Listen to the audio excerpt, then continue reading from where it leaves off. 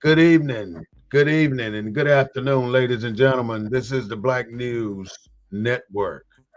We in America have reached a new milestone of problems with our infrastructure.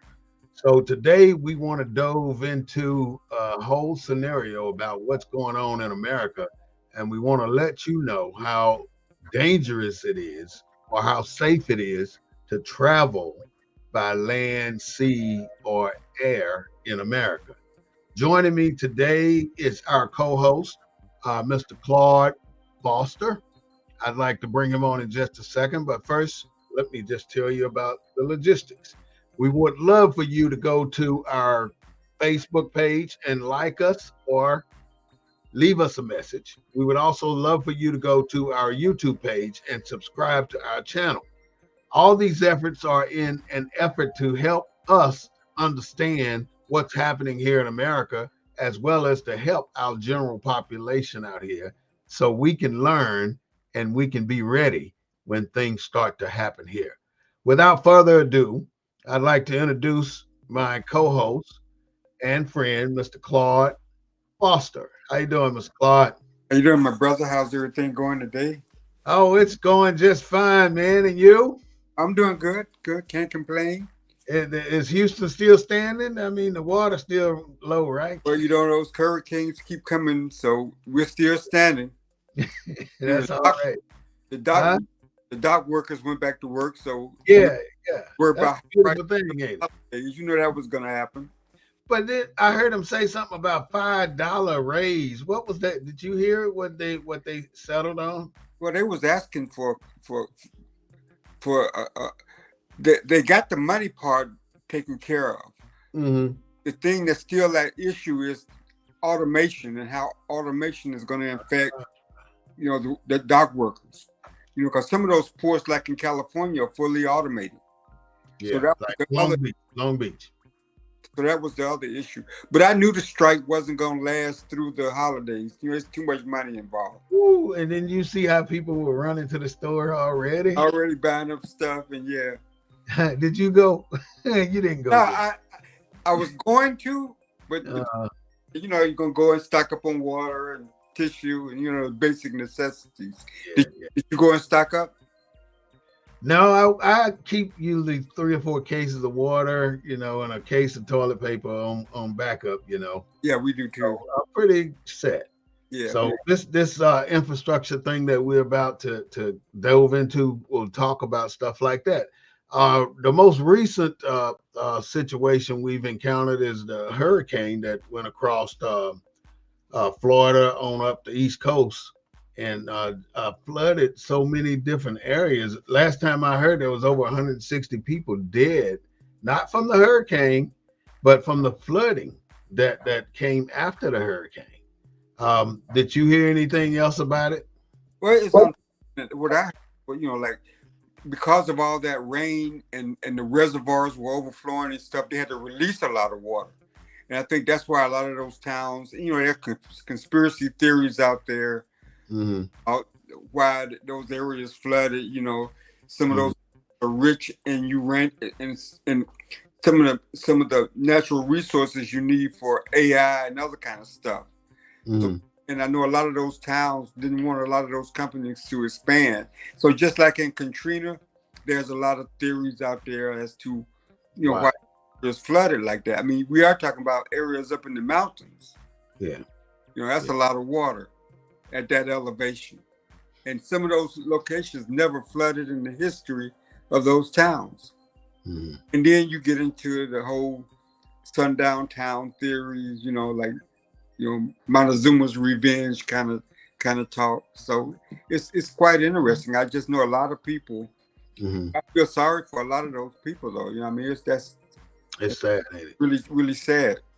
I watched some houses just get washed off of their pillars into the ocean, and those are properties that's been there for hundreds of years.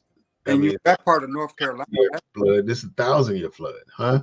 that part of North Carolina, up in those mountains, that's real pretty up in there. Uh, Mm. big tourist area, but like the Interstate 40 just got completely washed out. Those people are cut off. You can't even get supplies unless you helicopter them or Mm.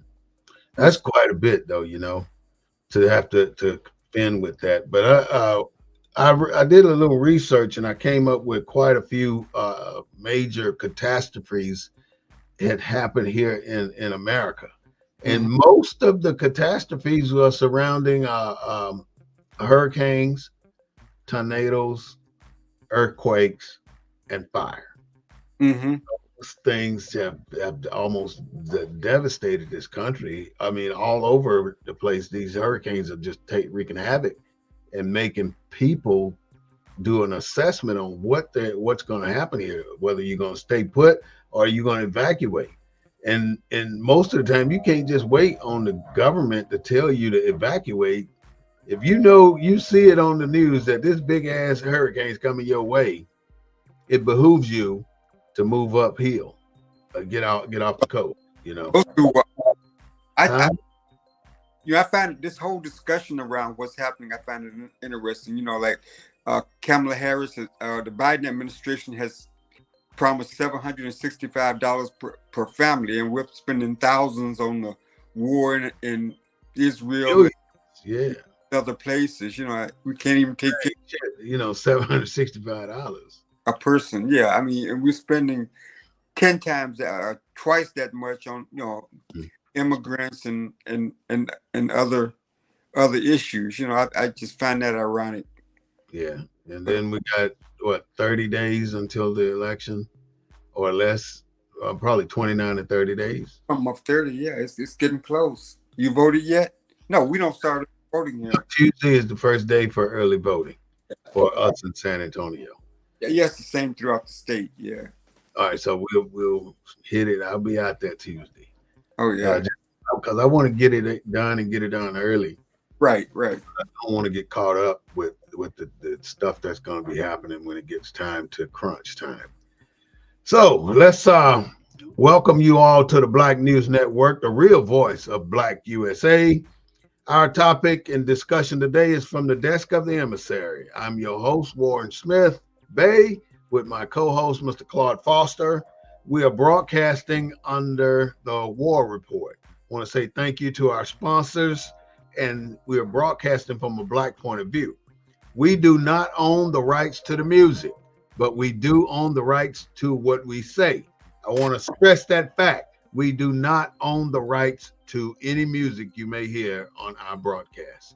So with that aside, moving into our discussion, the first thing I have on here is the Infrastructure Investment and Job Act, where the federal government and a bipartisan agreement has allocated $1.2 trillion to our economy to help with the infrastructure.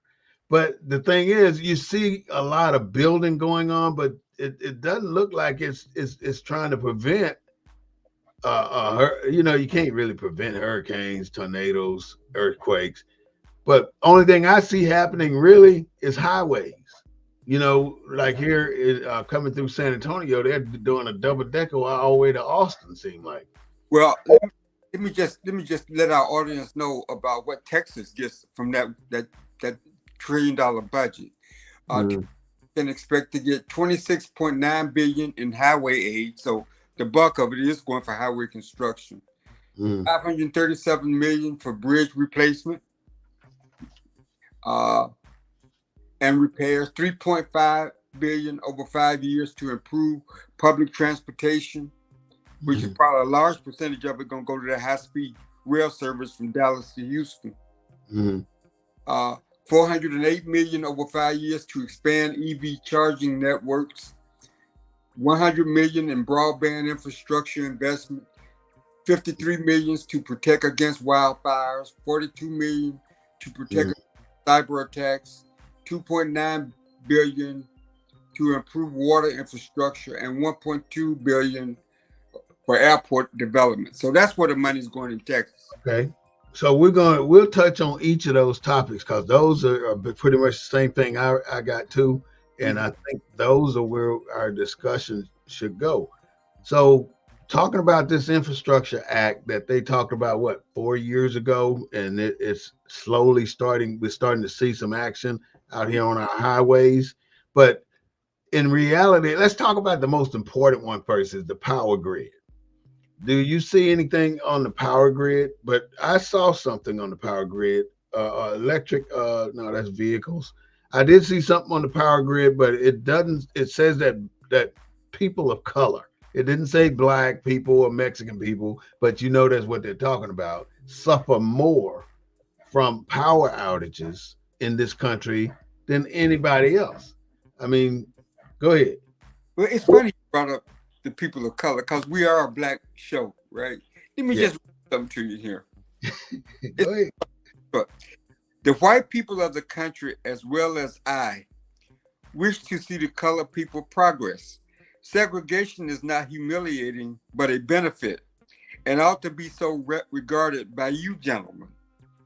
If your organizations go out and tell the colored people of the country that it is a humiliation, they will so regard it. But if you do not tell them so and regard it rather as a benefit, they will regard it the same.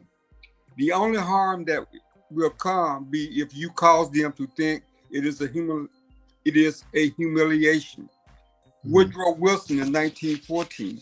Mhm. You talk about. I always tell people about the Martin Luther King streets in America, right? Y'all got a Martin Luther King right there in San Antonio. Yeah, we do. And you look at the infrastructure where the Martin Luther King streets are, whether it's Chicago, Everywhere, all Texas, the major cities. the infrastructure is the worst. Yeah, it is. Because if we don't value our spaces, and we don't, because we've been told that our spaces are inferior by that movement that we all embraced. Mhm. And so that's why the power is, when the power goes out, our power is the last. Yeah, we got the oldest power structure in every city. Right, because we got the worst infrastructure, Mhm. worst neighborhood. Mhm. Because of that, what I just read to you, that was Woodrow Wilson in 1914. That's a long time ago.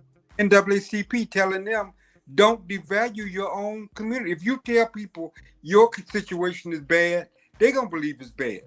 Mhm.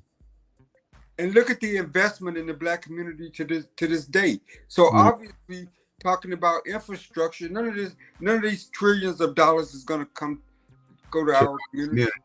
And then when it does, like they did here in San Antonio, the money goes to certain agencies, and these agencies put a grip on that money to where you're gonna have to damn shit bricks to get this money. You cannot get the money that's allocated for you unless you jump through hoops to get it. And so many people are disqualified over the simplest terms and the simplest standards that are not met. Well, It's unacceptable. They're gonna put all these EV stations around the country in different places. You think EV stations in black neighborhoods? No. You think the white community is gonna drive to the? We're gonna do $7.5 billion to do that. And you think any of that's gonna come to our neighborhoods? No. And the thing is, to our neighborhoods for nothing, because they're isolated islands. The thing is on that too, Claude. Why is it that we want to do 7.5 billion on these EV stations, electric vehicle stations, charging stations? Right. When you can easily put a generator on these electric vehicles, and you don't need a 7.5 billion to do this. So it's so much behind the scene of information. I mean, every car you've ever had, and me too, have had a generator on an alternator, a generator, to create power.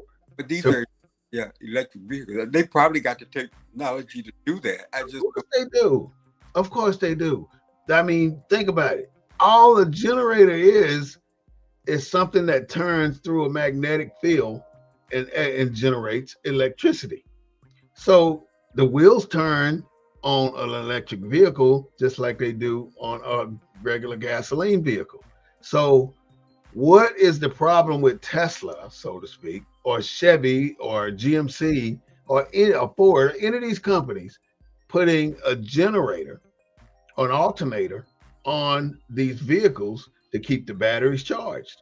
Well, my concern too is not just about the money that comes to Texas or Mississippi or Alabama. How are we going to ensure that those dollars are spent in communities that look like you and me? I And what, figure. Go ahead. who's who's going to manage that for the Black community? Mm. Nobody, because I figured something out yesterday when I was in this meeting for voting, learning the whole situation about the voting thing coming up. Why is it that every single year we start our voting plight? We start zeroing in on registering people to vote, talking about voting 6 months right outside of the election. We got so much emphasis on, man, we got to get people to register to vote. We got to get people to understand the ballot. But we knew that this was coming 4 years ago. Why have we waited 6 months before it to really kick it into gear? You know, we are so far behind on political approaches, on money approaches that come from the federal government, that we get what's left over. Even the same with contracting. We fuss so much about every city giving Black people, African Americans, less than 1% or 5.5% of the contracts that come out of a particular city. Mm-hmm. But we don't go and be proactive about it and find out what's going on next year so we can get a heads up on these contracts that are going to be let by that city. We end up always operating from behind the 8 ball. In other words, if somebody get killed in the street, we go and operate marching in the street and after the fact and expecting something to change, and it doesn't. So if we could just get it in our heads that we got to be proactive about some of the issues that we have in our community, maybe we can get something changed. We're not proactive about anything. I don't know one thing that Black people or African Americans are proactive about in this country. Do you? Well, I think our history has changed, brother. I think when you look at the Black Panthers, you know, they came that you know, wasn't no Blacks in Oakland. They came from the South. They migrated from the South. The Black Panther Party got its roots in Alabama, Mississippi, and other places. So the whole notion of Black demands has changed in terms of grassroots organizing, grassroots grassroots demands. We kind of rely totally on the political structure now. Mm-hmm. And that's that's everything, the political structure. Yeah, and our civil rights groups are nothing more than, they're not really civil rights groups anymore. They're just part of that political infrastructure. So there's really nobody demanding anything in terms of African American communities, in terms of what our communities look like. I mean, you can drive along Dr. Martin Luther King Drive from Mississippi to Chicago to going out west in Portland, Oregon. It looks run down, dilapidated. And I think they put it up, those MLK boulevards, to keep people. Don't you find it ironic that a man whose life was devoted to integrating society represents the most segregated parts of the country? Isn't it kind of ironic that he got the Nobel Peace Prize for his focus on making America better, integrating America, but Martin Luther King's streets are symbolic of segregation? Mm-hmm. Isn't that kind of ironic? It is. I don't see where we in 2024. I think we evaluated the Martin Luther King situation, And we figured out that it was not helpful for us to this day. What's beneficial to get your ass whooped and be nonviolent? I don't get the beneficial part of that situation. Do you? I mean, can you shed some light on that? I can't understand why you would want to just get beat and think you're gonna make a change. Well, Black Panthers didn't. I mean, you had black organizations that didn't agree with that philosophy then and now. Uh, Right. what's the organization that went to Mississippi that wanted to create the The new Black Panther Party. no, it was Choco, the mayor of Mississippi, now his day. Chokeway. Chokeway. Yeah, Chokeway. Remember, they belonged to some organization Eric Jackson. that came to Jackson, Mississippi, and their whole goal was to create this black nation, and they was going to do it where most of the blacks were. That's why they settled in Jackson, Mississippi. Mm-hmm. Politics took all that away.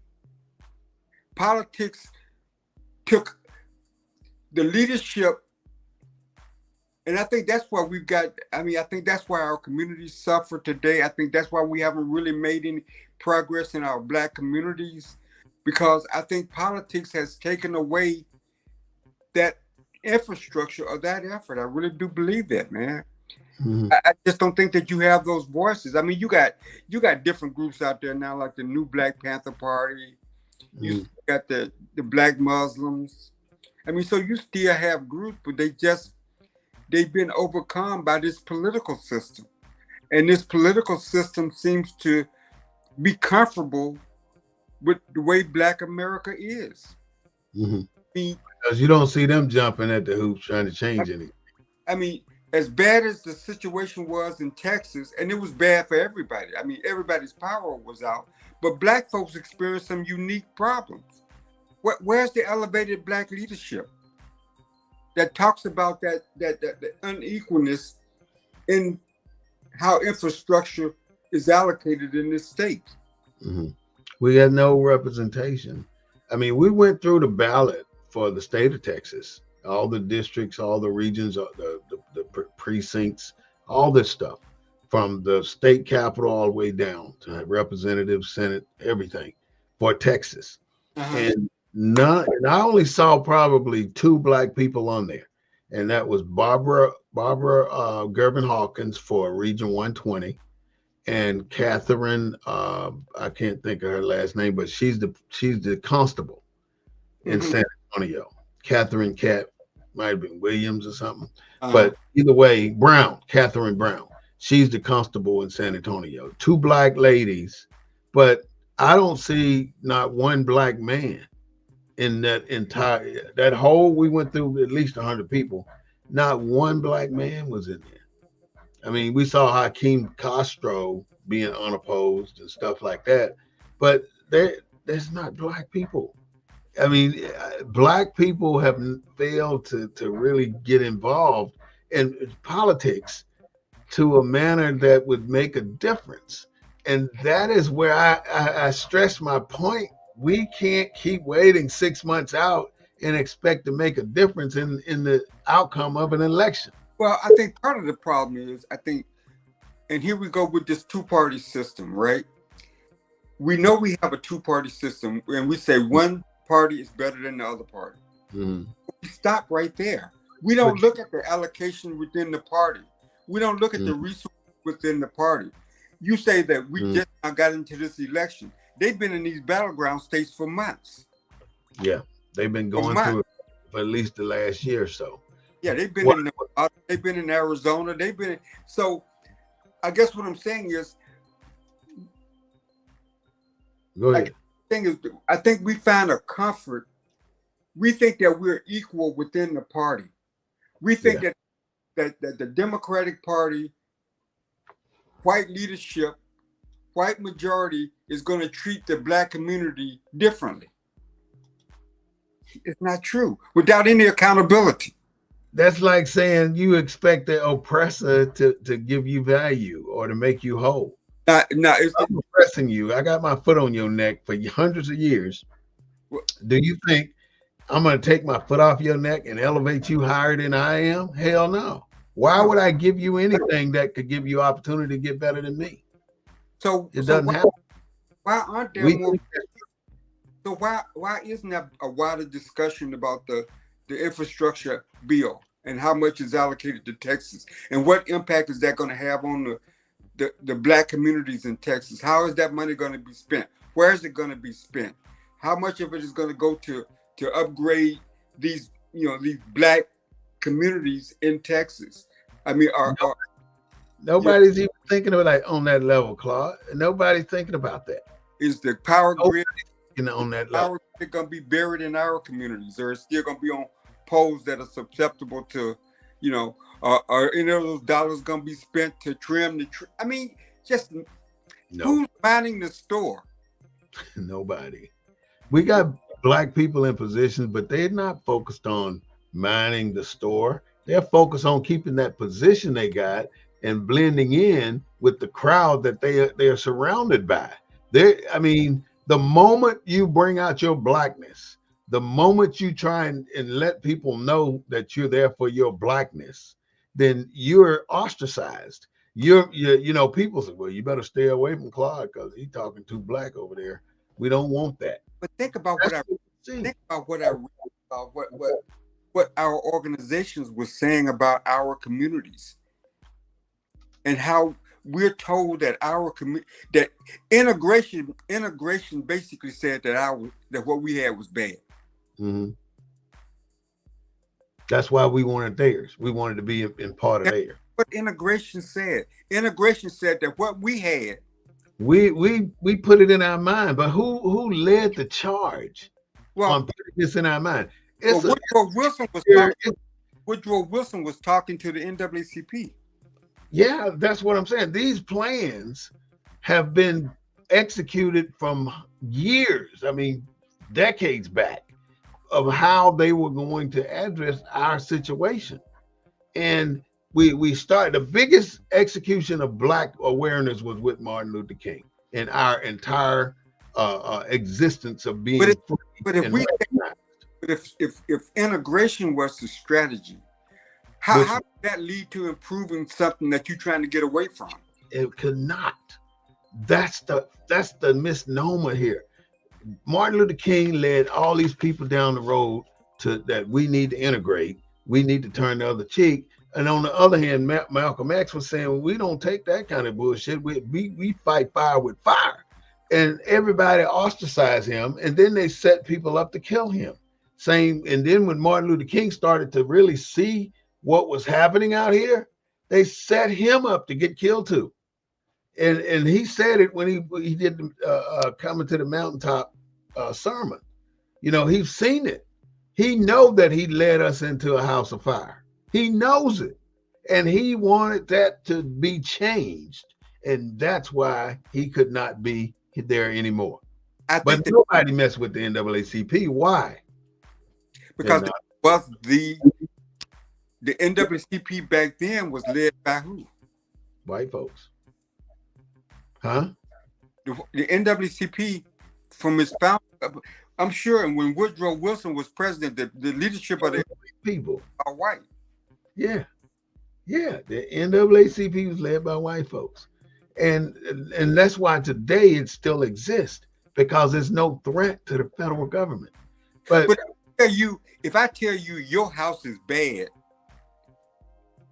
and if the white man tell us our house is bad, then a black man tell us our house is bad, then we're gonna start really believing.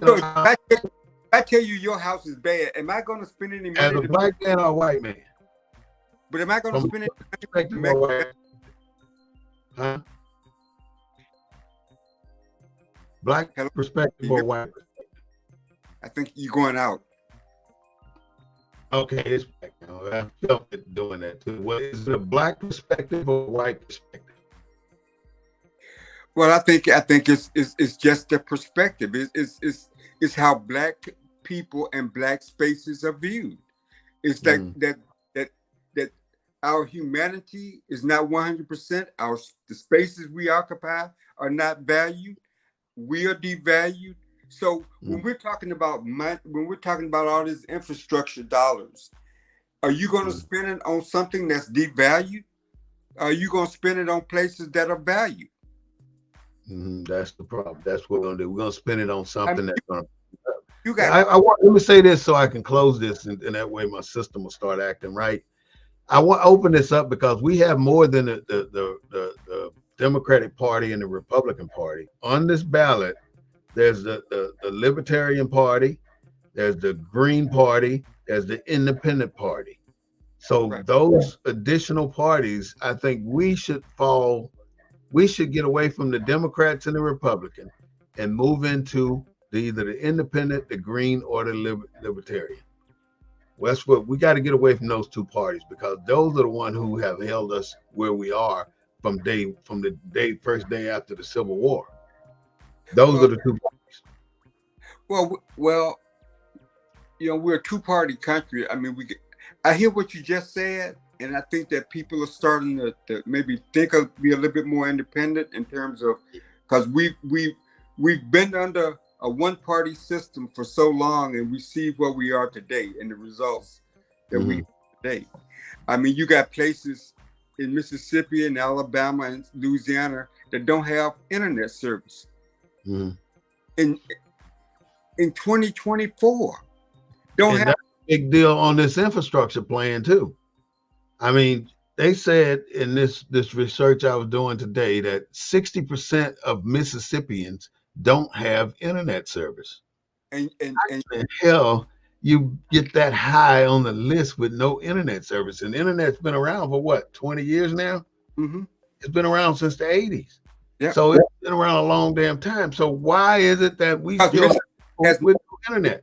Mississippi, just like they did with the welfare dollars, they have made a decision on how to spend that on what's important.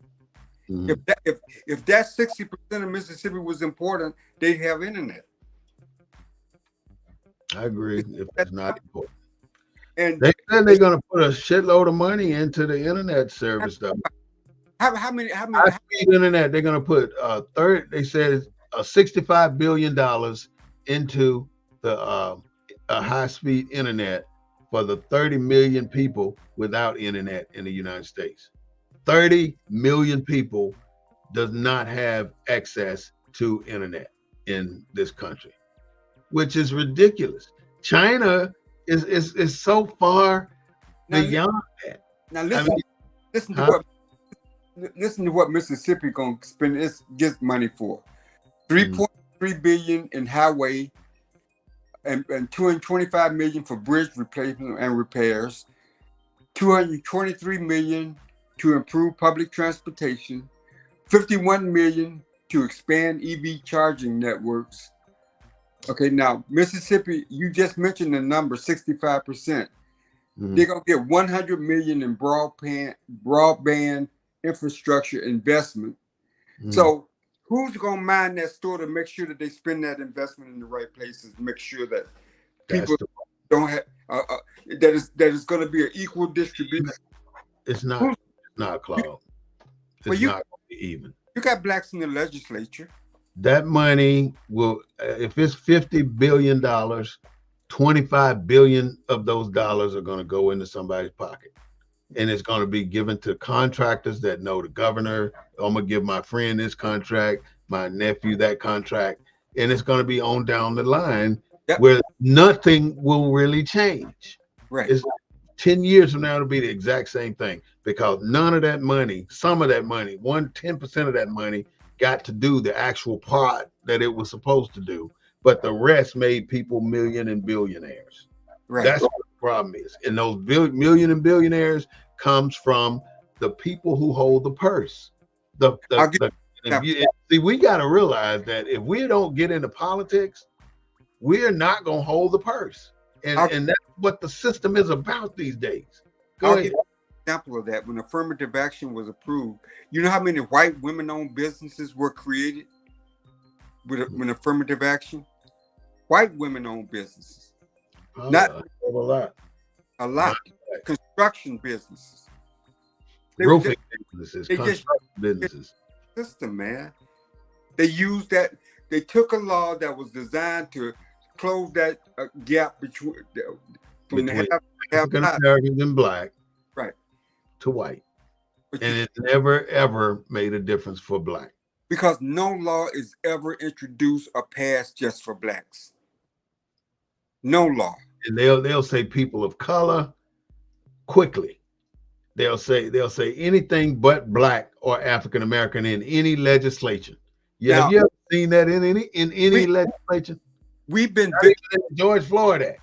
We've been victimized by hate more than any other group in this country. But is there a black hate act? There's an Asian hate act. Yeah. Is there's there a Muslim? There's a what that is? A Israel a Semitism hate act. Yeah. But there's nothing for us, and we've been more traumatized and abused than anything or anybody. We've been abused more than dogs. Our communities are more need more infrastructure dollars than any other communities in this country. But how do we get the money to us, Claude? We can't get it without politics. Well, I think we collectively have a responsibility to hold our elected officials accountable. We have a responsibility. It's impossible. How many shows have you seen on the internet talking about the infrastructure? They talk about it broadly, but not from a black perspective.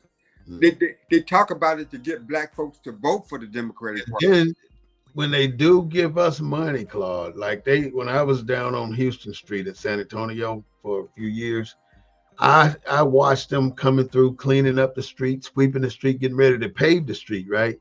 And then they come through there with this 1/4-inch thick level of tar and put that down. I said, what the fuck is this shit?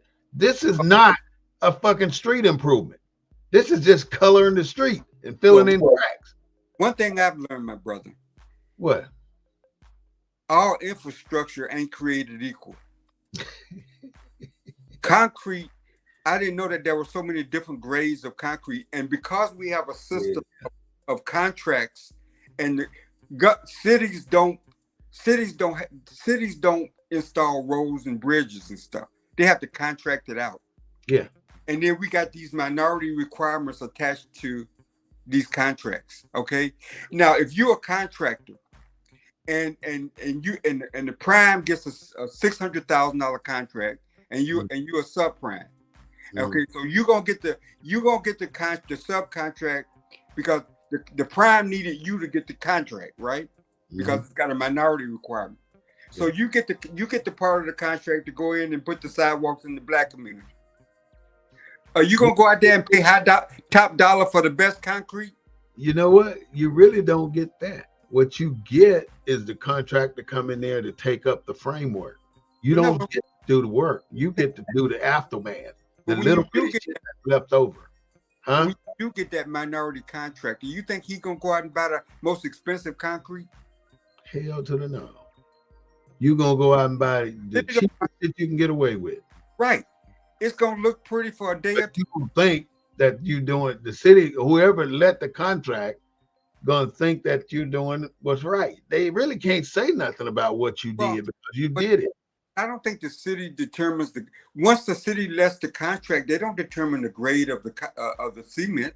They have to. This is a requirement in contracting.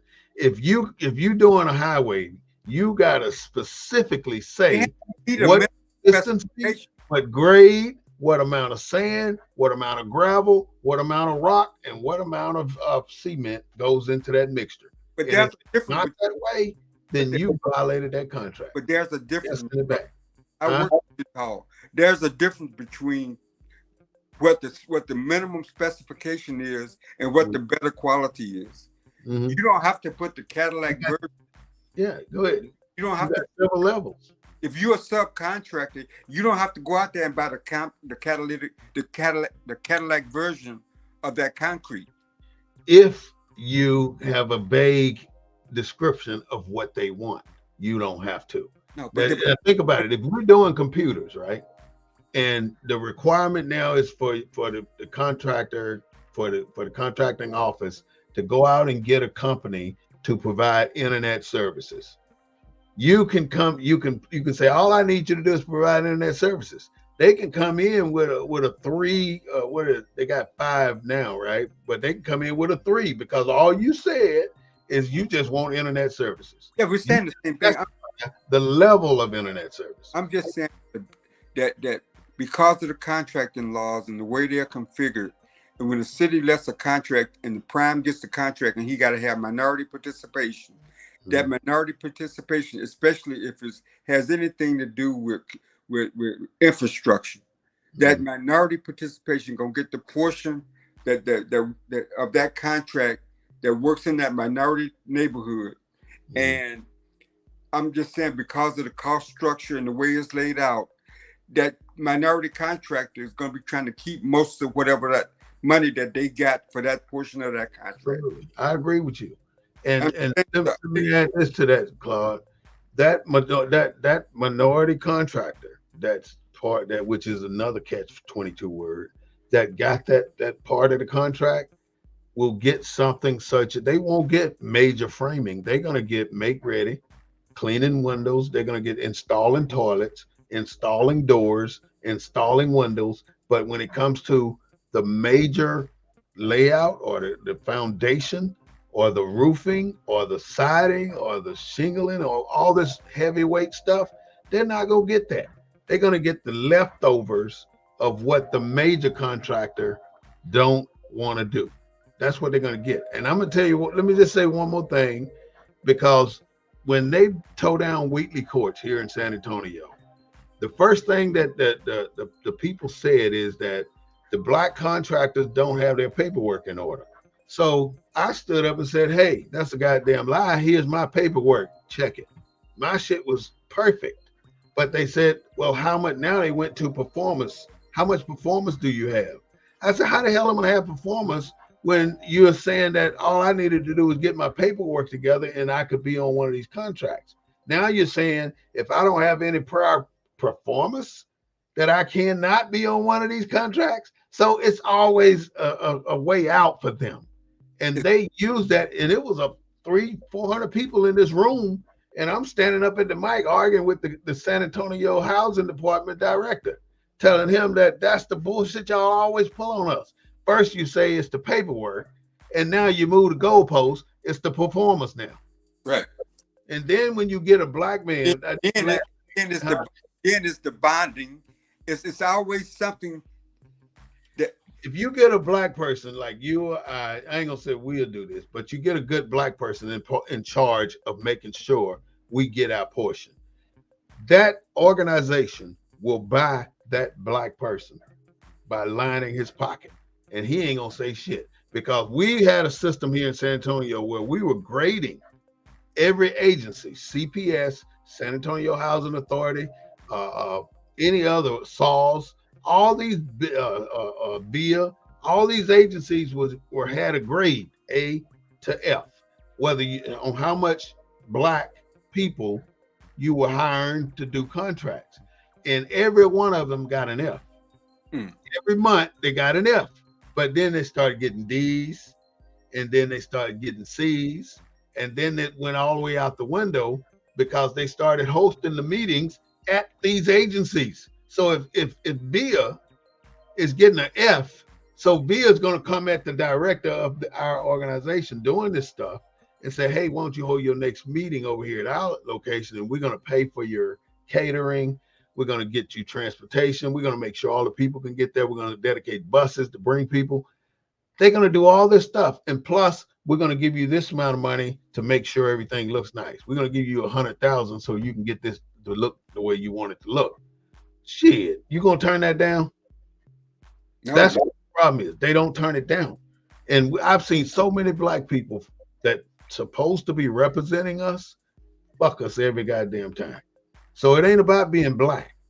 It's about being in a position to make the change and holding the people accountable, like you said. Well, but I do think, I mean, you got minorities on city council meetings that oversee when these minorities on our city council. Well, Y'all don't? We got Mexicans that they're not the minority, they're the majority. So what? I mean, what do you mean? Well, y'all are kind of unique. We're unique. But you still got 100,000 black folks up there. Yeah, you're right. We got To a the lot. degree that, I lot mean, of you don't have to be. See, this is the irony. You got blacks that probably in every one of those districts up there. You don't have to be part of the majority. Black folks can represent everybody else. It doesn't have to be a majority black district. What happens when I mean, a black person can't represent a majority Hispanic district?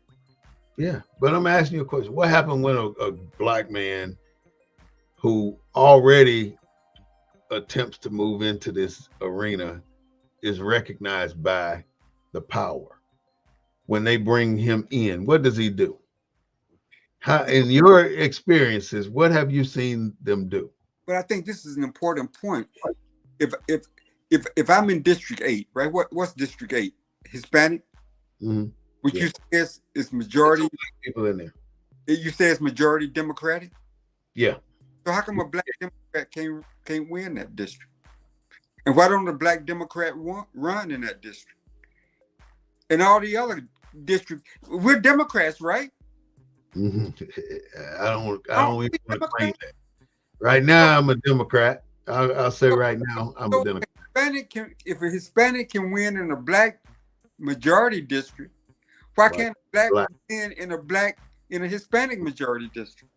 Why are they excluded as a Democrat from those districts? That's $1 million question. Different than being excluded as a Democrat in white districts. So I wanted to show you a picture because I saw this out when I was out doing my research, and I wanted to see what you thought about this picture that I found about what we're talking about today. And I'm about there. Let's see, where is that? Oh, it's up top.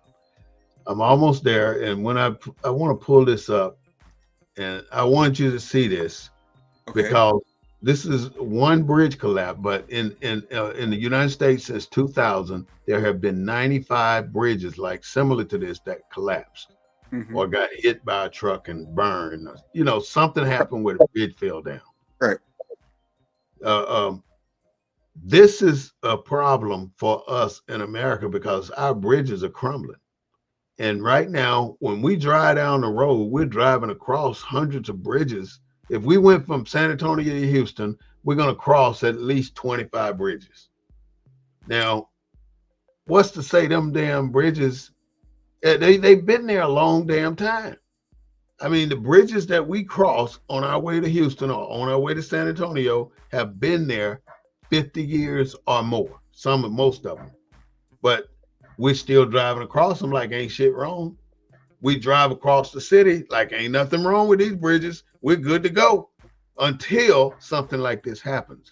And people get killed. Huh?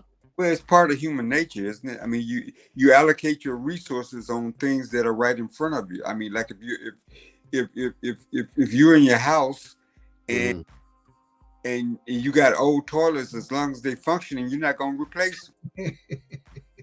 I ain't gonna die on the toilet, man. But if that bridge fell, I'm dead. But what I'm saying,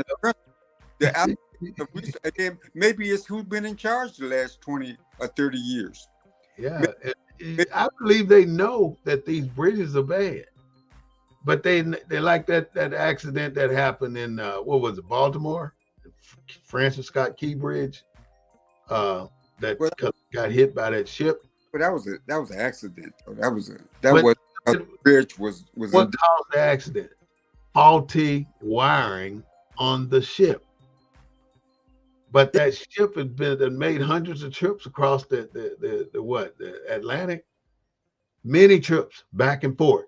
But nobody, just like on these cruise ships, they build these ships perfectly. But over the course of the time, things wear out on that ship, but they don't, like the toilet, they don't get replaced unless they broke. Let's say if it was a cruise ship that the power went out on a cruise ship. like it did over in Turkey. I think it was Turkey or Italy. One of those ships, the power went out and it drifted into a damn reef, a coral reef, and it flipped over. So what I'm saying is we get shit operating just like our car. We don't change the brakes until we hear it squeak. We don't do maintenance, but airplanes and it's certain things you cannot wait until it fail to change it. Like an airplane, you Right. can't wait until the wires break before you replace one to the aileron. Because if you do that, then you're gonna be up there in the air and your ailerons ain't working, so you ain't gonna be able to do nothing but fly in a damn circle. Right. So my point is, we have taken corrective maintenance so light that we're killing our own damn selves in America. Look at all the damn incidents that just happened this year with Boeing aircraft. That's a lot. I quit flying in 2006, and I quit because of my knowledge of how airplane maintenance is done. Well, I, let me and let I me huh? ask you a question. I hear what you're saying, and but you can't take away from the responsibility of, okay, this administration has come out with this infrastructure bill, right? But we've had two or three other administrations. I mean, I guess what I'm saying is Mm, we got all these federal agencies, all these inspectors, all these people that we are paying, right? yep, with federal money. You got the Federal Highway Administration. You got people that inspect bridges. I mean, you got all this money going out to make sure that the citizens stay safe, right? Right. So who's making sure that we are safe? It's supposed to be the people out there That we're doing the paying check. them. If the Do people, you think they're going to close down a bridge that's a major artery to a city or away from a city? They're not going to close that bridge down. They're going to do like they do with road closures. They're going to lane it off and say, we're going to fix this side first, but we're going to leave this side open. You know that bridge that goes across the Mississippi River? I mean, they built an entirely new bridge rather than fix the old bridge. They built an entirely new bridge. And now that new bridge is in need of repair. So what are they going to do? Build another new bridge? Or are they just going to keep sending inspectors up there painting over the rust or the tightening up the loose rivets and stuff? Our people in America have taken too many things too lightly. Look at this chart I just put up there. If you see roads over there, we get a D in our roads. We get a B minus in ports, so that's pretty good. But we get a D plus in aviation. How the hell can you go through high school with a D plus? Hell no. You cannot do very well with a D plus. You're bound to fail on something. You're just a half a point away from an F. Or yeah, you're a point and a half away from an F. But bridges you got to see, and if you see the red arrow beside it, it went down. Look at dams. Man, when these dams break like they have done on the East Coast over there, 160 some people dead already. That's a lot of damn people. Drinking water. I still can't forget about what happened in Flint, Michigan. You think they have fixed those damn pipes? Hell to the no. All this money in this infrastructure investment act ain't fixed the damn pipes in damn Flint, Michigan. They ain't fixed the shit in Jackson, Mississippi. They done put a bunch of temporary damn pumps and filters up, because but that shit ain't fixed. because President Obama went to Flint and drank. Remember that glass of water he drank? Oh, he drank the glass of water up there. Yeah, he said it was fine. And look at what else. See the hazardous mat? They a damn lie if hazardous waste get a D plus. Because once it's hazardous waste, what you gonna do with it? You cannot get rid of hazardous waste. It ain't going nowhere. You can take it and put it inside of a mountain, so you're now contaminating the earth. And now if the water dripping through there and gets in our rivers, you're contaminating the people. Look at what happened when they had it. Where did they have that train wreck? Where the people now are all catching cancer? Ohio. And the federal government cleared that train wreck to be burned, burn off all the chemicals, and now everybody's damn got cancer. So it ain't about being righteous or being well or being correct. It's about, I don't know what it's about, man. I can't even make a lie for America right now. Well, Wait, yeah, go ahead. America is a federation of states, and the government gives the money. The government gives the money to the states, and the states determine how it will be spent. And Yeah. so, like in Mississippi or in Alabama, if there's a bridge, I mean, the states make a calculation on what their priorities are. If they want to, if there's a new community being built and that community is a high tax community, they're gonna make sure that the infrastructure in that community is good. And the water treatment plant is good for that community. Plant, the bridges, the roads that lead to that community, they're gonna make sure all that's good at the expense of other neighborhoods that maybe don't have that same economic impact or economic face. So the oldest community in San Antonio is Dignowity Hill. Right there, right outside of downtown San Antonio. Yeah, I've heard of that. Dignowity Hill does not have a drainage system.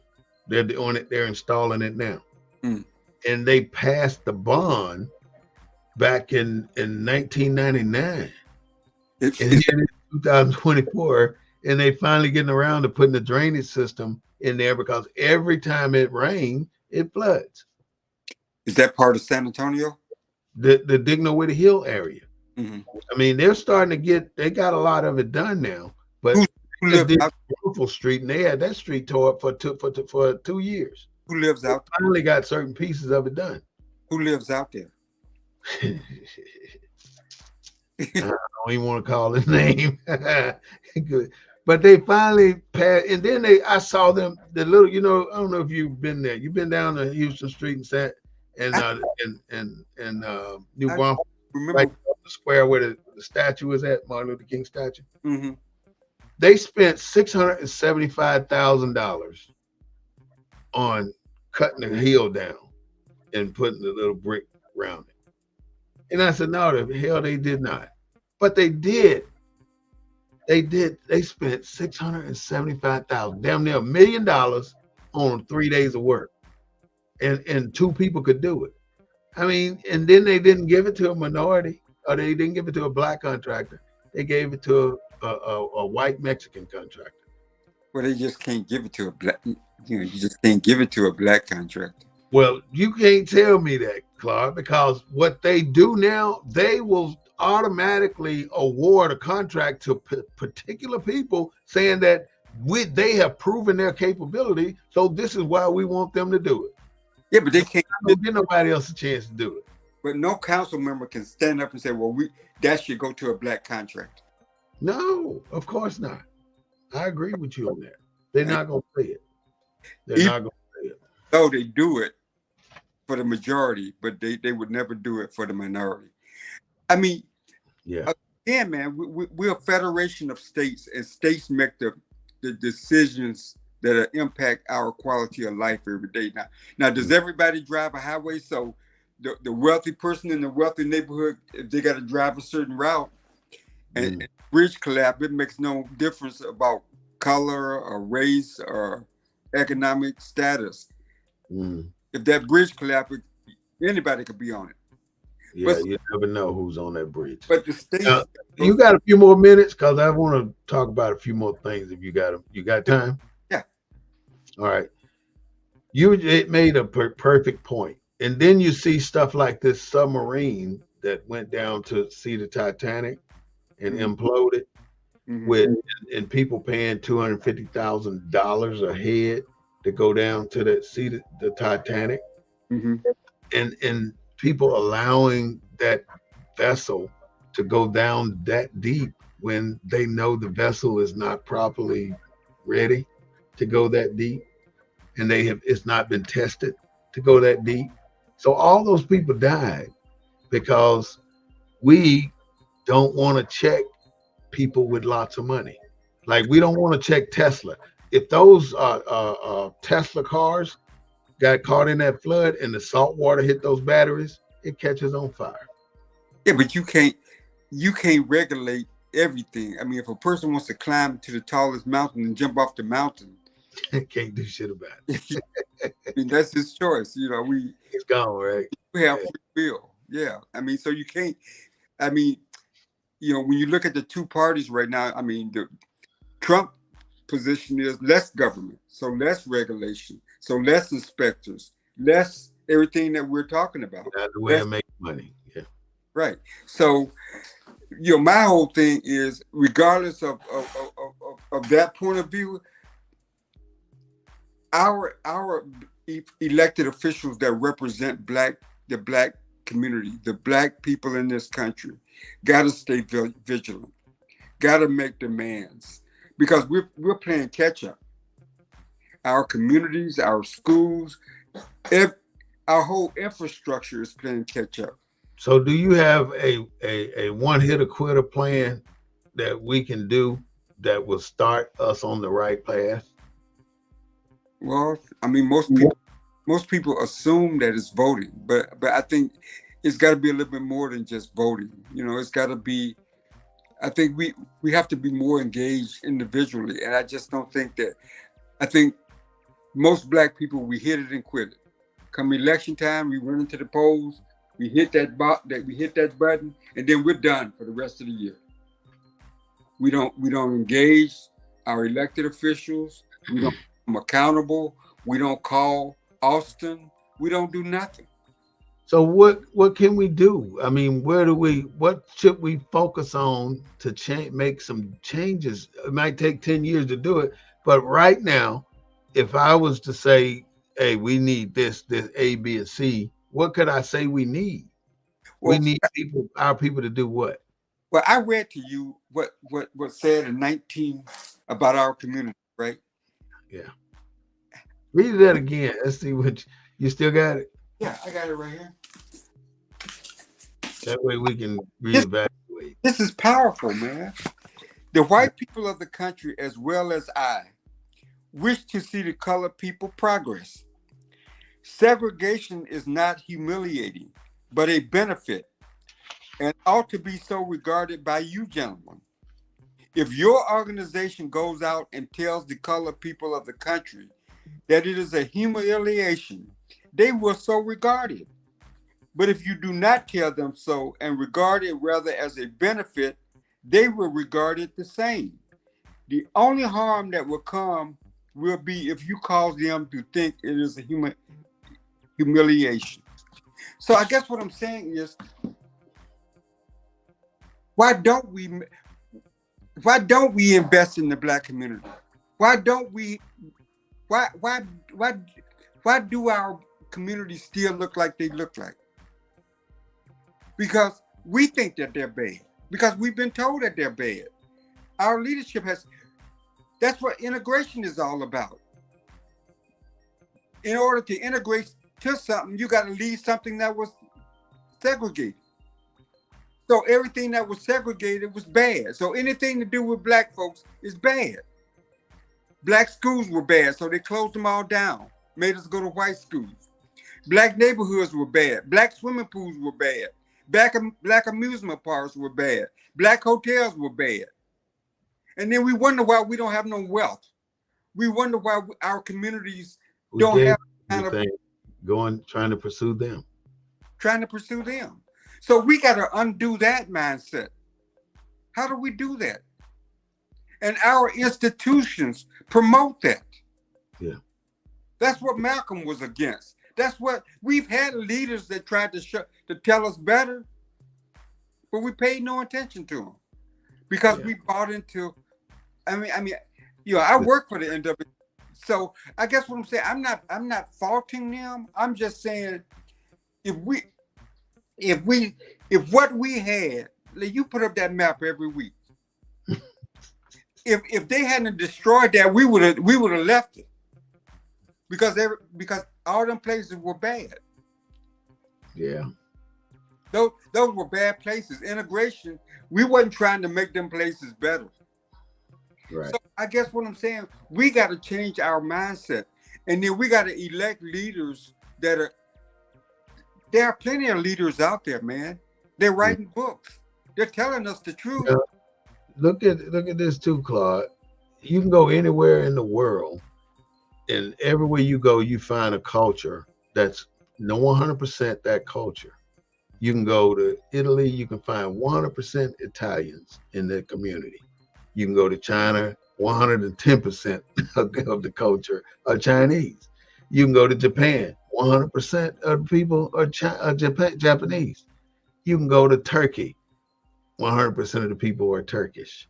So my point is, where we still have not established our footing, and we can't establish our footing being black or African American. We can't. We will never establish a footing allowing the people, our oppressor, to name us. And that's why we can't get nowhere, because we are still not people, considered people in their mindset. And we allow them to not. Their mindset is. What about what we believe? Forget We, about they. we, we don't have a unified front. We can't have 25 black people or African Americans or Moors talking 25 different things. I mean, like I, that's why I'm saying. I got a question for you about Mhm, why mhm. did them white folks all that shit back in the day? Why they what? Why did the Moors give the Europeans all that knowledge and all that information? Because it's in our DNA, and you know it. We're not a trifling people.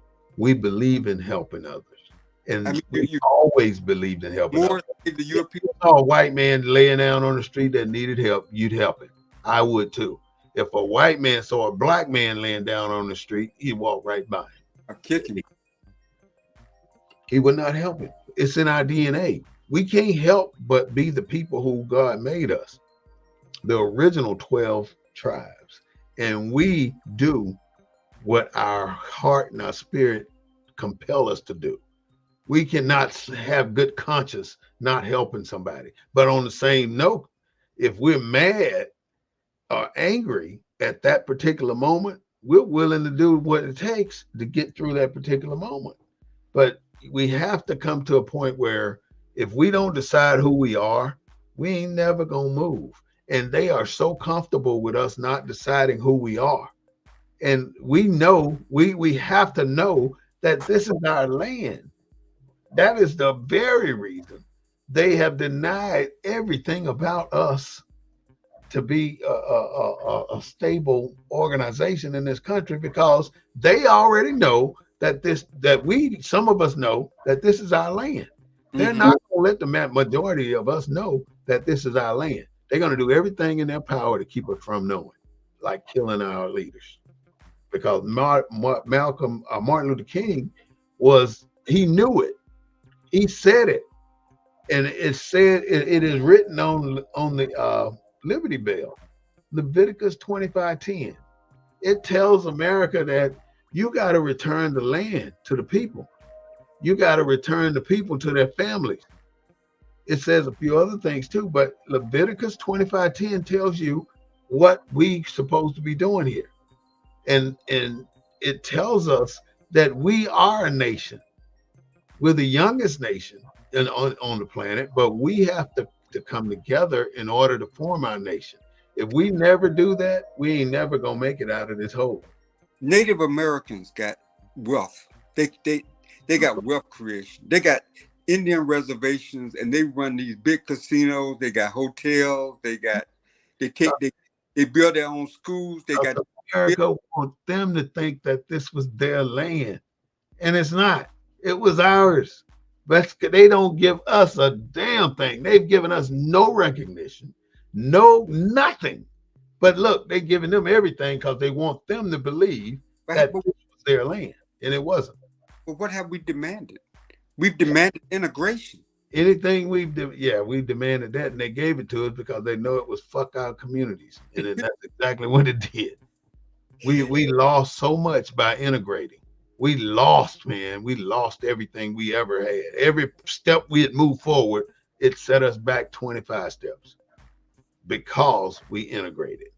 And that I mean, I can never. I want to. I don't want to forgive my ancestors, my near ancestors, for doing that, but I have to. That is what caused us to be where we are in 2024. That perception that we need to integrate. We don't need. We gave up our own schools to go to their schools, and we were treated like niggas in their school. I mean, 100% like niggas. That's how they got us to go to the pipeline to prison, to put us in their schools and then send us to prison. That's what they did because they're not going to educate us in their schools. Look how hard it was to get a black person to go to one of them schools. Look at what some of the governors had done to say, we're not going to let you in our schools. These people, like what's that governor name that stood in the door? He they always, when they got the strength and the physique and the mentality to do it, they're gonna tell you you ain't getting a damn thing from us. Just like Mr. Otis in Inverness, Mississippi, was the sheriff. I seen him slap the shit out of a black man and pull a gun on him, slap him again, and then pull a gun back on him. The man couldn't do nothing but cry. And I'm 9 years old. That was traumatizing. But when Mr. Otis got old, he needed my sister to take care of him as an old man. You know, now you need us. But back then, I watched him come through one of my neighborhoods and stick his 38 out the window and shoot the damn dog. So, because we all had, dogs just used to run around our neighborhood. The kids playing over here, the dog's over here. He shot the damn dog with us not even 20 feet away. The white guy? Yeah, Mr. Otis. The low down is dirty ass police I ever seen in my life. I wanted to assassinate that man. Now he dead. They got what they call the grain elevator in my hometown. And my friend's daddy ran the grain elevator. He would let us go all the way up to the top. And I go up there and I wanted to see if I could see his car from the top of that grain elevator. And the first rifle I got was a 22 long automatic, a 22 long rifle. And I wanted to take that rifle up there and shoot through that back window and hit his ass in the back of the head. I'm telling you, that was then. You can do that. That was then. I was a good shot too. I could strike a match at 20 yards. Yeah, but what years were that in Mississippi? You would have been out of here today. Yeah, I know I wouldn't have been here, but I'm so glad that I never got around. I just thought that was my thought. That's what I wanted to do, but I knew I would never do it. I wish we could talk about being in America as an American and deal with these issues that you bring up about infrastructure and say, okay, if the bridge collapses, it's going to kill us all. If the road falls apart, it's going to destroy my tires just like it destroyed your tires. But America ain't that way. I wish we could talk about America that way. I wish that there was a sameness and an equality about America where we could talk about issues more sanely, more uniformly. But we can't. Yeah. We can't. I even think about India, right? India got lower class. They treat them like niggas. I don't mean to use the word freely like that, but it's the truth. You got certain Indians that look down on other Indians. And then the same with us. But that's a class-based system. That's based on class. America's based on race, not class. Because you can live where you live. And just like the guy here, the cop pull you over. He ain't pulling you over based on your class. He pulling you over based on your race. He can see that. And he deal with you based on your race. And the difference is when he pulled me over, he runs my license plate number. It's gonna say diplomat. It's not gonna say nigga. I keep using that word, but it's there. It's in the system already. You remember how they used to put codes on your application, job application, saying what you are. So no, not to interview this. Same thing in these systems that they use. Everybody know the origin of police. And now we got 18,000 slave catching units in this country. And every single police department in this country have arrested, probably killed black people. Every single one of them, What do you especially in the major cities. What do you think about black people being police in a I system? think I think it's a way of life and a way of living, and black people need to be police officers. But the problem with that is black people lose their they lose who they are by becoming a police officer. Just like you lose who you are by becoming a military person. They take all of that away from you and make you think that this is your team, this is your family right here. Them people out there are not your family. And that's what I thought for a long time. I was almost afraid of what's outside that gate, because of the mentality that they put in my head, being 18 in boot camp and growing into a man while being in the service. They brainwashed me. But after I come out of the service, it takes another 10 years or longer for me to detox myself and become a citizen and speak to my neighbors and get back into being a civilian. It ain't easy to become a civilian after you've spent 20 some years in the service. Yeah, because the military make you live together. If you live in base housing, you got to live together. You got to shop together. It's a forced integration. And they tell you it's bad outside. Well, I don't know whether they tell you it's bad, but I think that in the military, in some ways, it was Colin Powell that put that statue of the Buffalo Soldiers there in Leavenworth, Kansas. Colin Powell that did that. As much as the Buffalo Soldiers accomplished, it took a black man in power to recognize that. I guess what I'm saying, I guess what the military does, it tries, I don't know whether it tells you that we live in an ideal world. I think ideal world, but ain't no segregated base housing even back in the day. Right. When I was growing up in Selma, when Craig Air Force Base was there, blacks and whites lived in the same house. It was segregated fields. You couldn't be in certain fields. Right. Yeah, there were certain fields that blacks couldn't. Blacks was in transportation and this kind of stuff.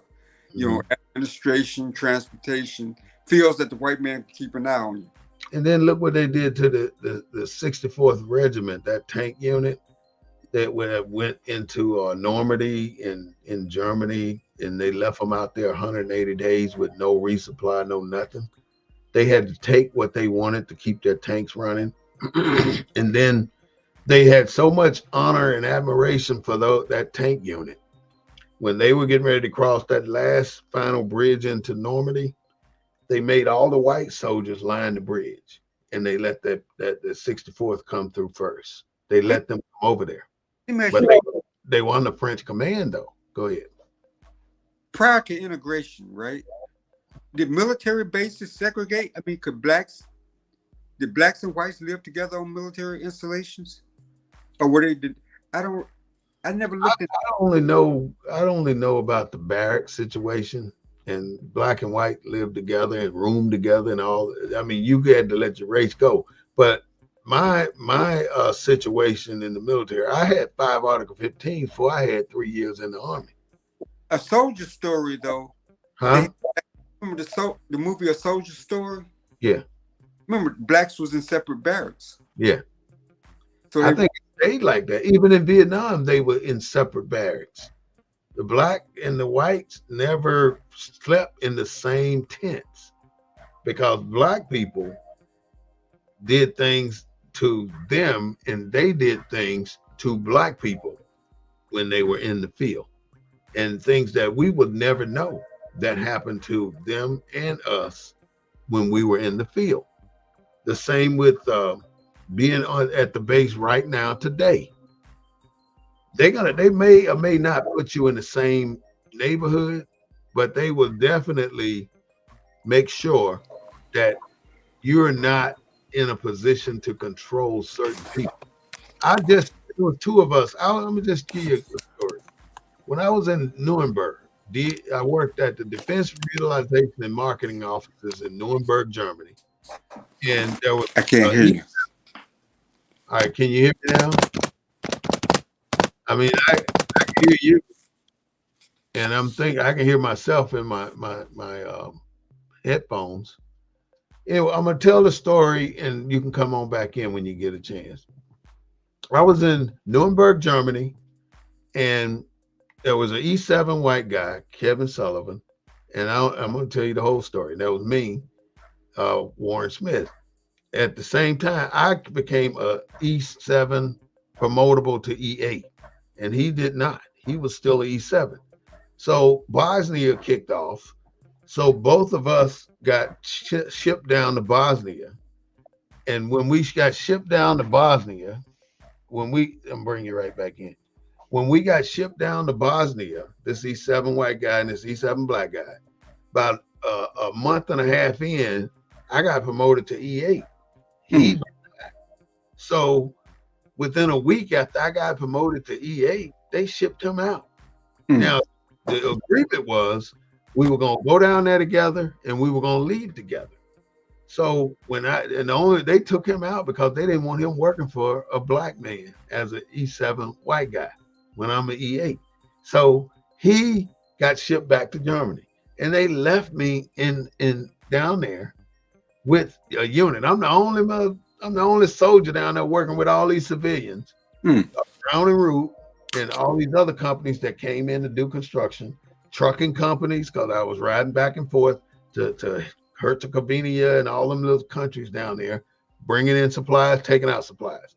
So I said to them, when are y'all going to get me out of here? I was supposed to leave when Sullivan left. You can hear crickets. They never did answer me. So I gave them 5 weeks to answer me. Not one word. So I wrote Thad Cochran, who was the senator in Mississippi. Right, I remember.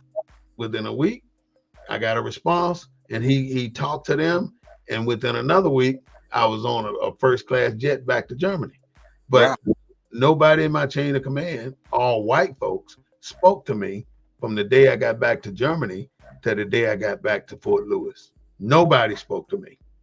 And I tried to have meetings with my chain of command, and not one of them white boys had the balls to sit down and talk to me. And I didn't care. Then they didn't want to give me my award, so I wrote him another letter. And then he said, you'll get all your awards. And I did. About another month later, they sent me everything because he made them do it. Thad Cochran was a reasonable. He was a reason. He's a redneck, but he was reasonable. Yeah, he was.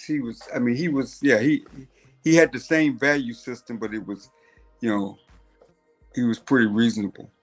Yeah, but he did me a favor. Yeah, but man, is I don't know what the Let's talk a little bit about Ta-Nehisi Coates. And have you read his? Have you seen his interviews? Who is Ta-Nehisi Coates? He's an author. He just wrote another book called The Message, and basically went down to South Carolina and wrote about. I forget what he wrote about there. He went to Palestine, and he wrote about what he saw in Palestine, and he compared it to the Jim Crow South. And he said, I don't care what you say, no nation should be able to treat a people like the Israelis are treating the Palestinians. He says, it reminds me of the Jim Crow South. And he says, and they asked him, he said, well, what about the Hamas and all like that? He said, look, I'm against the death penalty. It doesn't matter if it's a child molester or somebody that just hit and run accident. I'm against the death penalty. He said, I'm against Jim Crow. He said, that's what it is. And man, they've been the Jewish community. I mean, he's been on TV, but the fallout is going to be, it's going to be, his career is going to suffer, because basically he's saying, regardless of what Hamas is doing, regardless, because see, Israel treats Israeli Palestinians, they're as second-class citizens. They don't have to be in Hamas. They can be in Israel. They're still going to be treated back. Right in Israel as the Jews have. That's a second-class They're second-class citizens. So how is it any difference? And that's what he talks about in his book. And they've really been, the newscasts have really been, the Jewish ones have really, What's the first name? The Tenehisi, Tenehisi Coates, Coates. And the book is The Message. But it's all over the media. He's been on all over interviews and but it's this, he has a courage, man, that's just unbelievable. No black politician will talk against Israel. Will say, but you're absolutely right. Even though they know this shit is wrong. Even though they know it's morally wrong. It's morally wrong. But they so Claude, we've been here almost an hour and a half. So go ahead and formulate your last thoughts, and you can make it as long as you want to. I just wanted to bring that up. Because we started the conversation talking about infrastructure. So whether it's about infrastructure or injustice, if we don't have the leadership, if politics don't produce the leadership to address these issues on our behalf, how are we any better than we were back in the Jim Crow days? I mean, we got people with a platform now that can speak to these national issues. We got council members on city council, like here in Houston. 8 of the 16 council members are black, but they won't stand up for Palestine. They won't exercise the courage that Tenehisi Coates exercised as an individual. We got elected representatives that are Congress people, that are senators, that won't speak up about the injustice. We got a president that's about to be president that won't speak up about it. So I guess the challenge for us as individuals and the challenge for the listeners on BNN 247 is we got to re-examine ourselves and say, what can we do individually to make things better holistically for us all? Because if we don't hold elected, and I'm still trying to figure it out. I don't go to a lot of political functions anymore because I'm still trying to figure out how to do that as an individual. And how do you do that without sacrificing your loved ones or sacrificing your income? Your livelihood. Sacrificing your livelihood. Because that has to be answered on an individual basis. Now, back in the day, we had a lot of people answer the call and they're dead. Well, I don't see that today because are we too comfortable? And that's why we don't talk to the people that Chuck wants us to talk to. We're too comfortable.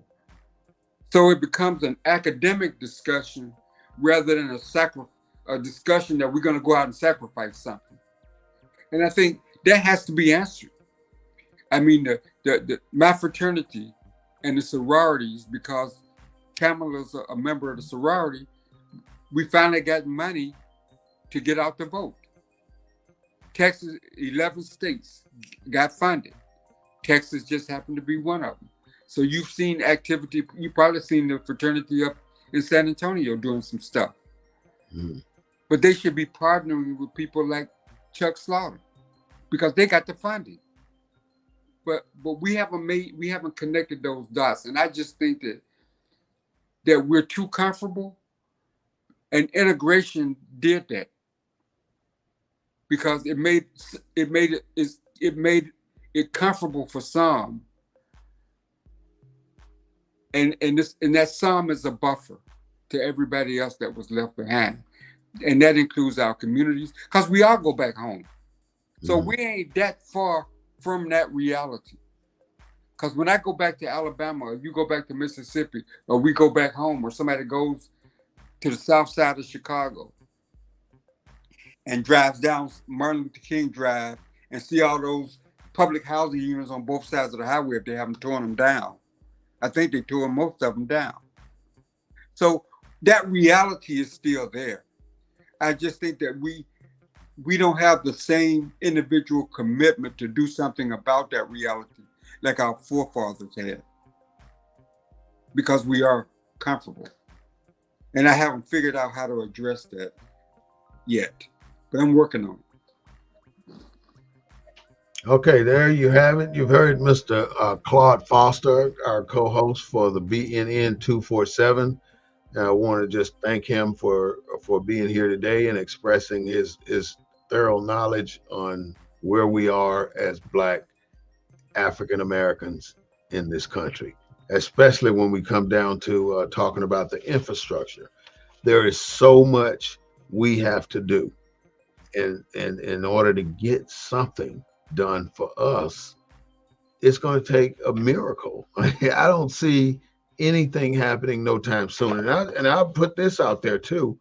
When you put your neck out there and you stand your ground, like what is Tanetian Coates, you're going to suffer the consequences because your people are going to turn your back on you. The white people going to turn their back on you, and you will be very, very lucky to find 5 people, maybe even one person that will support you going against the grain, because the grain, everybody goes along because they don't have to be out in the front, but they don't say anything to stop the trajectory of wrongdoing. They allow it to go forward. Let's say like the United States are supporting Israel to do what they're doing to Lebanon, and now Israel got another war on the other front with Iran, and it's just so pathetic that our country will say, well, Israel, you know you're wrong for killing people or like that. You don't need to do that no more. But on the same breath, we're going to give you $60 billion so you can not kill them again. it. And we do that. I mean, it's incongruent communication every which way you turn.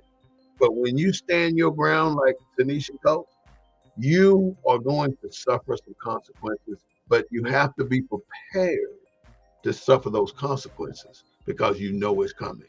And I'm a victim of that in myself because every single agency I've worked for, it's been a fight because I am not one to just sit back and allow them to be disrespectful to me or any other Black for that matter. And I've suffered.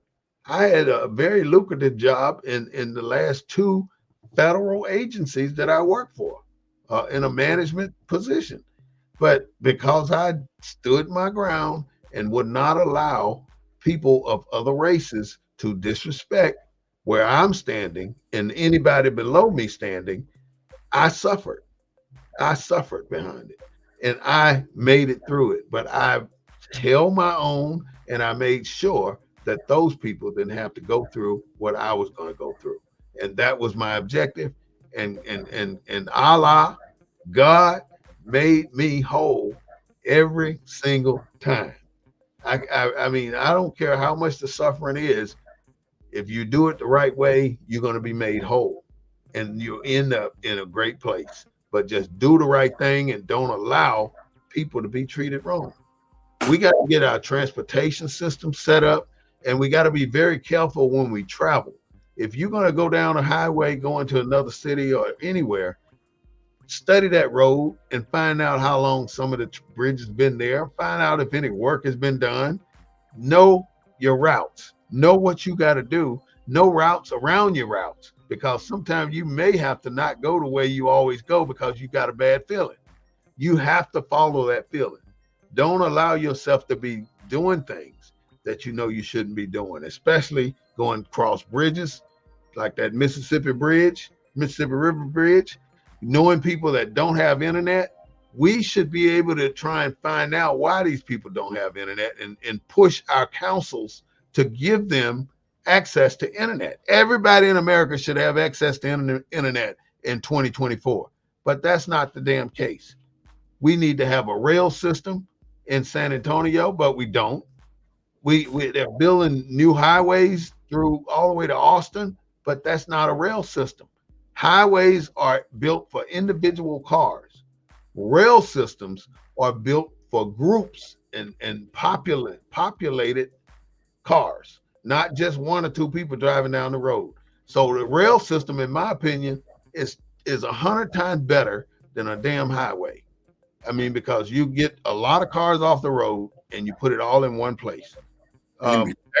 Airports, San Antonio Airport is nested in the middle of this growing city. In every direction around that airport is a community, a neighborhood. And yet we are pouring billions of dollars into that airport rather than going outside and doing like most major cities do and build an airport outside of all of this populace. We're not thinking about that. We study pouring freaking money into this airport. I love the San Antonio airport because they got all that shit in a damn turtle shell. It's all there. But you can't keep expecting to put 5 pounds of shit in a 2-pound bag. It just don't work. You got to go out and start another opportunity for people to grow with another airport. Passenger rail systems, electric systems. Last year or 2 years ago, we suffered that outage, and all the people that died, 80% of the people that died were black and Mexican, black and Mexican people. They died because the infrastructure is terrible in our communities. But we don't really have a community anymore. So where do we go? We can't go. Ain't no place to go in San Antonio. I don't even know if it's a place to go in Houston where all blacks go. But I think you on to something about we need our own state, but we got to start with our own city. Let's go back and take Jackson, Mississippi. Let's take it. We should all migrate back to Jackson, Mississippi and make that our home and make it a black city. Because believe it or not, the white folks are trying to take it back. Because right now, the majority of the people in Jackson, Mississippi are black. Right. But you got the governor of Mississippi sending in the Capitol Police trying to run a police force down in the state of in Jackson because they want it back and they can't get it right now. Well, 87% black, I think, Jackson. Yeah, because Chokwe holding his ground. His daddy held his ground too. Yeah, I mean, there's so much we could do as black folks in this infrastructure program. I mean, we've had over 95 bridges collapse in Florida. Chaplain Towers apartment complex, buildings that these companies are building collapse. Aviation, bridges, broadways, dams. We got dams that are bursting and killing thousands of people. All of our infrastructures get a C, D, or F. There are no A's and B's. C, D, or F. Ports, rails, all this stuff need to be fixed. We had Hurricane Katrina, $180 billion. We had Hurricane Harvey, $143 billion. We had Hurricane Maria, $103 billion. We had Hurricane Sandy, $80 billion. Hurricane Ida, $76 billion. Hurricane Irma, $57 billion. And Hurricane Andrew at $54 billion. Now that's what's been happening in our country, that when you put it together and you see there's a problem. That's a problem. All these damn places getting wiped out by hurricanes. We've suffered through drought and heat in San Diego and other cities close to LA where the forests are burning like crazy. Wildfires and heat. San Diego about a month ago was at 90 degrees. First time ever. They ain't never been that hot this time of year. But now it is. In the Midwest, we ain't got nothing but floods going on. All these cities are going down. And the last thing is Hurricane Ike. Don't forget that one, because it was out there too. Yes, big. We got Tornado Alley. We got all these things that are crisis for us here in America. With that, I'm going to hold it, and we're going to start back up another week from now with another great topic. But this is the Black News Network. I'm Warren Smith-Bey, your host, and Mr. Claude Foster, your co-host. We will be back with another great topic next week. We broadcast the War Report from a Black point of view, and we do not own the rights to the music, but we do own the rights to what we say.